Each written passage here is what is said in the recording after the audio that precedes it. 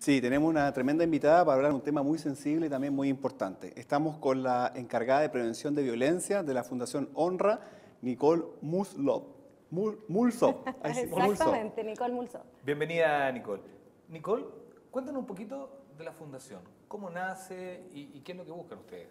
Bueno, primero saludarlo. Gracias por la invitación, Claudio, JP. Nosotros en Fundación Honra nacemos hace 5 años atrás con esta inquietud. Son un grupo multidisciplinario de profesionales que se reúnen, yo me sumé al equipo el año pasado, para trabajar en los ámbitos de prevención de violencia, pero también de contención, ¿sí? Y además, no solo eso, sino que de asesoría jurídica y además legislación. En estos 5 años hemos logrado levantar 3 casas de acogida, 2 de ellas destinadas a mujeres en peligro de muerte, de hecho, por violencia... Así de duro. Así de duro. De hecho, las casas de acogida son... su ubicación es anónima, precisamente por lo mismo.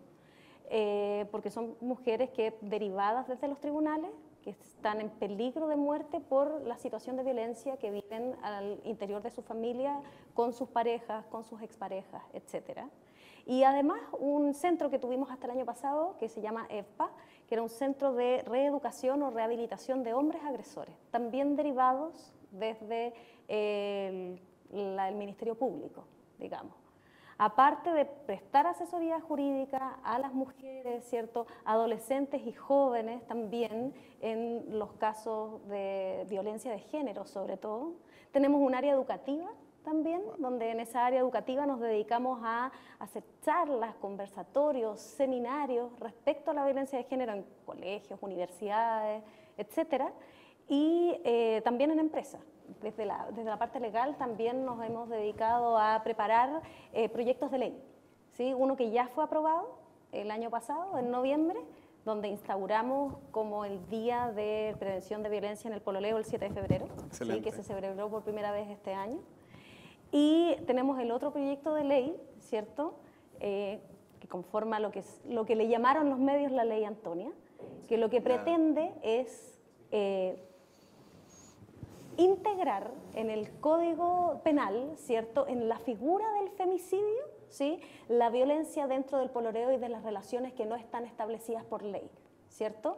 Entonces lo que sucedería con eso es que se ampliaría la figura del femicidio al feminicidio, ¿sí? Por ejemplo, incluir los crímenes de mujeres por odio de género, por ejemplo, el asesinato de Nicole Saavedra, por ejemplo, que fue una lesbiana asesinada solo por el hecho de ser lesbiana. Yo sé que yo estuve viendo su canal de YouTube y estuve viendo la de la Fundación y vi que ustedes tienen una alianza con la PDI con respecto a la violencia en el pololeo. ¿Y por qué? Un poco que después te voy a pedir que nos cuente un poco de la alianza, pero principalmente quiero saber, ¿es tan fuerte la violencia en el pololeo en Chile? Cuando empezamos a hacer encuestas, ¿cierto?, a levantar información en la juventud, nos damos cuenta, ¿cierto?, que según las cifras que sacó el INJUV hace un par de años atrás, ¿cierto?, más del 70% de los jóvenes había sido testigos de violencia en el pololeo. Testigo, ver cómo una pareja se maltrata. Ni siquiera ellos, sino que ver. Claro, testigo. Se maltrata en el colegio, en su mismo curso, por ejemplo, en las fiestas, etc. Y de esos, ¿cierto?, de ese 100% que el 70% había visto violencia, el 52% declara haber sufrido o vivido violencia, ¿cierto?, o ejercido violencia. Dentro de las cifras, cuando uno va a organizaciones, el INJUV, el Instituto Nacional de la Juventud, o no sé si el CERNAM o el Ministerio de Justicia, ¿qué tan disímiles son esas cifras, como uno podría llamarle como oficiales, porque son como entidades gubernamentales, versus todas estas instituciones o fundaciones que manejan otras cifras? Finalmente es sumar, hay cifras oficiales, como decías tú, lo que conocemos como los abortos, pero también hay unos clandestinos que no tenemos quizás esa medición. ¿Qué tan cuantificables son esas cifras cuando hablamos de violencia en el pololeo? ¿O nos quedamos finalmente, en general, la opinión pública se queda solamente con el hecho del femicidio? Este año, o llevamos, no sé, 5, 20, Este año, etcétera. por ejemplo, hablemos de cifras y hablemos por qué son tan disímiles y por qué no es extraño que sean así de disímiles las cifras. Primero, tenemos ley que castiga el femicidio y penaliza con aumentos de las penas hace recién aproximadamente 8 años. ¿sí? Entonces, recién hace 8 años podemos empezar a contar, ¿cierto?, los femicidios, y de ahí todo lo que se deriva, cuántas personas viven violencia y etcétera. Si bien es cierto, el Cernameg, hoy día Ministerio de la Mujer, ¿cierto?, viene haciendo un trabajo hace bastante más tiempo. Si podemos contar con cifras oficiales, son precisamente las de Cernameg y las que están en el Poder Judicial, de los casos que han sido sentenciados. Pero hay otras organizaciones, ONGs, por ejemplo, que se dedican a contar, en el caso de los femicidios, por ejemplo, todos los femicidios, no solo lo que la ley estipula, los crímenes de odio que habíamos hablado, claro. Que, por ejemplo, la Red Chilena contra la Violencia, hoy, versus las cifras del CERNAM, o CERNAMEG, en este caso, el Ministerio de la Mujer. El Ministerio de la Mujer hoy día cuenta, hasta el 15 de marzo, cuenta 5 femicidios efectuados, hasta el día de hoy, en este año 2018, y 22 femicidios frustrados. Wow. ¿Sí? Pero la Red Chilena contra la Violencia cuenta 12 femicidios efectivos este año. Es por el término, es por la terminología que se usa, ¿no? Es porque todavía hay casos que están en proceso y no son sentenciados. Exactamente, entonces el Ministerio no los reconoce hasta que haya una sentencia. Y por otro lado, la Red Chilena contra la Violencia, al menos hasta el año pasado, no estaba contando los femicidios de odio, los crímenes de odio contra mujeres. Solamente estaba contando los que abarcan hasta incluso el pololeo. Si yo te digo, de las mujeres en Chile y en el mundo, en alguna medida más amplia o más pequeña, todas sufrimos violencia. Oye, Nicole, ¿cómo haz una invitación a quienes nos escuchan, a todas las mujeres, hombres y mujeres también, a los hombres, que sufran algún tipo, este tipo de violencia o este tipo de que crean que no sientan protección? ¿Cómo se pueden acercar a la Fundación? ¿Cómo pueden llegar a ustedes para que los ayuden? Haz una invitación, ¿cómo los pueden seguir, por lo menos a nivel de información, o los mismos videos que están en la campaña con la PDI? ¿Cómo hacen? Bueno, primero invitarlos a todos a hacer la reflexión, ¿sí? Hacer la reflexión. Si estás en pareja, yo te invito a preguntarte estas cosas, ¿sí? Pregúntate, ¿sonrío más de lo que lloro en mi relación de pareja? ¿Me hace escándalos de celos o soy muy celoso o celosa yo? ¿Sí? ¿De dónde vienen esos celos? ¿De dónde viene esa manifestación de inseguridad?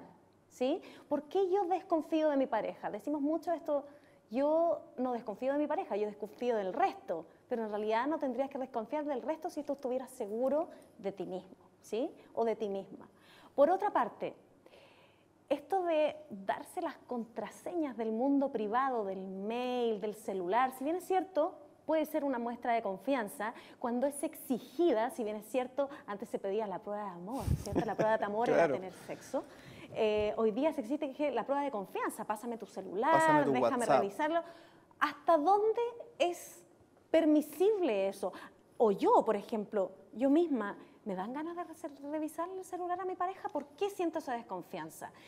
E invitarlos a establecer relaciones más honestas. Ahora, si ustedes se van dando cuenta, por ejemplo, que en el caso de las mujeres, nuestra pareja incluso hasta nos quiere guiar cómo nos vestimos, que eso también es importante, nos empieza a acercar nuestro círculo de amigos, no, es que esta me cae mal, no, es que no te juntís con él, ¿cierto? Y empieza a dejarnos sin amistad, no, que en realidad no me llevo bien con tu hermana o con tu hermano, podría no venir, no, yo no quiero participar, y empezamos a encerrarnos cada vez más en nuestra relación, tenemos varios puntos de alerta. Entonces, si ya cumplimos con varios o con todos de los que yo he nombrado acá, que son 5, ya tenemos indicios, ¿cierto?, de violencia. ¿Qué podemos hacer? Bueno, primero los invito a que revisen www.fundacionhonra.cl, ¿sí? Y puedan llamarnos también si ustedes conocen alguna víctima de violencia o son ustedes víctimas de violencia en este momento, llamarnos al teléfono que aparece en pantalla, nosotros los vamos a atender, o escribirnos al correo de la Fundación, contacto@fundacionhonra.cl. Ahí van a encontrar los 10 videos promocionales donde se grafica, son 10 ilustradores nacionales que trabajaron con nosotros, donde se grafican los distintos tipos de violencia. Está la violencia sexual, por ejemplo. ¿Me obliga mi pololo, mi pareja, a hacer ciertas prácticas que yo no quiero? ¿Sí? me obliga me demanda, ¿cierto?, una cierta cantidad de relaciones sexuales, ¿cierto?, en un cierto periodo de tiempo, siendo que yo no estoy dispuesta, ¿sí? Me amenaza con dejarme, me amenaza con irse, si es que yo no lo hago, todas esas cosas, ¿sí? De repente me deja mensajes amenazantes y feos en mi WhatsApp, en mi celular. Súper importante tener ojo con esas cosas, porque normalmente esos tipos de violencia se viven muy, muy en lo privado y nos da hasta vergüenza hablarlo, ¿sí? Nosotros en la Fundación les aseguramos confidencialidad, obviamente, y además un apoyo multidisciplinario en cuanto a la atención que necesiten. En este momento nosotros no contamos con una consulta, así que en el caso de que las personas necesiten, por ejemplo, apoyo psicológico, las derivamos, ¿sí? Con profesionales asociados, y ahí es donde nos pueden encontrar. Ya saben, www.fundacionhonra.cl.